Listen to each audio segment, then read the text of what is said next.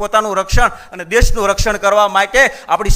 સમાજની નહીં સમગ્ર દેશની દીકરીઓ બહાર શોપિંગમાં જતી હોય ને તો એને કમરે રિવોલ્વર લટકતી હોય છે સાહેબ। આજે બી દેશનું સૌથી સુરક્ષિત રાજ્ય તરીકે ગુજરાત છે કે ઇઝરાયલની જેમ એક વ્યક્તિ ભારતની અંદર એને ડિફેન્સની ટ્રેનિંગ આપવામાં આવે, એક વ્યક્તિ પોતાનું રક્ષણ અને દેશનું રક્ષણ કરવા માટે આપણી સમાજની નહીં સમગ્ર દેશની દીકરીઓ બહાર શોપિંગમાં જતી હોય ને તો એને કમરે રિવોલ્વર લટકતી હોય છે સાહેબ। हम जो कहत है वो 25 साल की एडवांस विजन की बात कर रहे हैं। इजरायल એવી રીતે ડેવલપમેન્ટ ટક્કર લે છે શા માટે? એક વ્યક્તિ ટ્રેનિંગ લીધેલી ડિફેન્સની, એક વ્યક્તિ આપણે જોઈ રહ્યા છીએ, બાંગ્લાદેશ જોઈ રહ્યા છીએ, પાકિસ્તાન ઓલી બાજુ, વિષયાંતર નથી કરવું, ટૂંકી જ વાત કરી, બધું જોઈ રહ્યા છીએ અને અંદર હું હાલી રહ્યું છે દેશમાં એ બધું જોઈ રહ્યા છે। આ બધાને કેન્દ્રમાં રાખી અને ફરજિયાત લશ્કરની તાલીમ આપવી જોઈએ। અહીંયા આપણી દીકરીઓને લાઠીની તાલીમ અને તલવારબાજીની તાલીમ આપવામાં આવે છે। જગજીભાઈ સુતરિયા એક સામાજિક આગેવાન છે જે મહિલાઓના સશક્તિકરણ માટે અને ખાસ કરીને ગુજરાતની દીકરીઓ કોઈ પોલીસમાં જાય, આર્મીમાં જાય, દેશ હિતના કામોમાં આવે, સરકારી અલગ અલગ વિભાગોની અંદર ખાસ કરીને આ દીકરીઓ પોતાનું કેરિયર બનાવી શકે, રાજ્યની સેવા કરી શકે એ દિશામાં કામ કરતા હોય છે। મહિલા સશક્તિકરણ માટે એ હંમેશા પ્રયત્નશીલ હોય છે અને હું માનું છું ત્યાર સુધી જેમ તમે મને જે કહ્યું એ અગર જોઈએ તો એમનું જે ધ્યેય છે એ મહિલા સશક્તિકરણમાં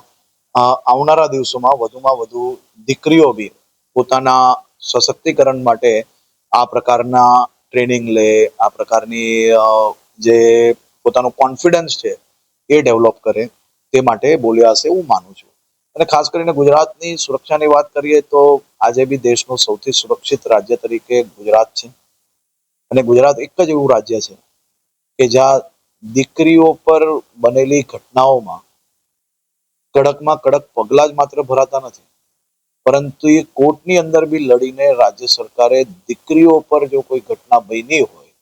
તો એની ઉપર સખ્ત કદમ ઉઠાવીને સખ્તમાં સખ્ત સજા અપાવવામાં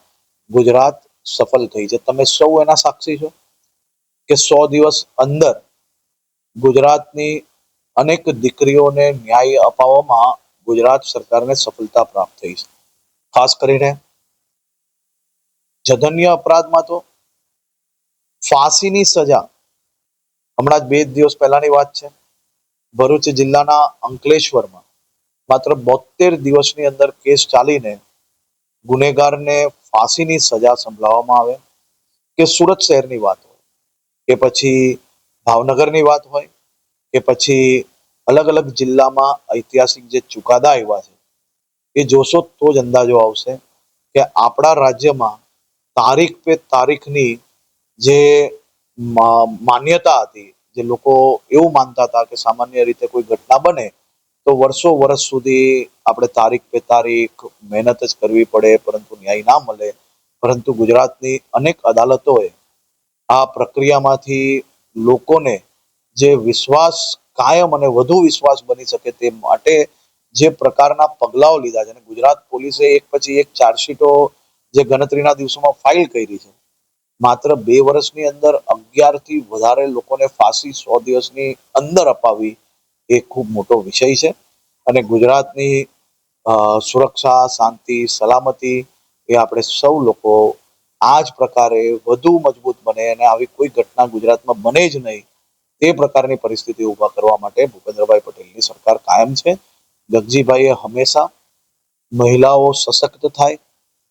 મહિલાઓ દેશ સેવામાં આગળ વધી શકે તે દિશામાં હંમેશા બોલતા હોય છે અને હું માનું છું કે એ જ દિશામાં એમને આજે બી કહ્યું છે। અમારી તમામ માહિતીથી અપડેટેડ રહેવા માટે જોડાયેલા રહો ત્રિશુલ ન્યૂઝ સાથે।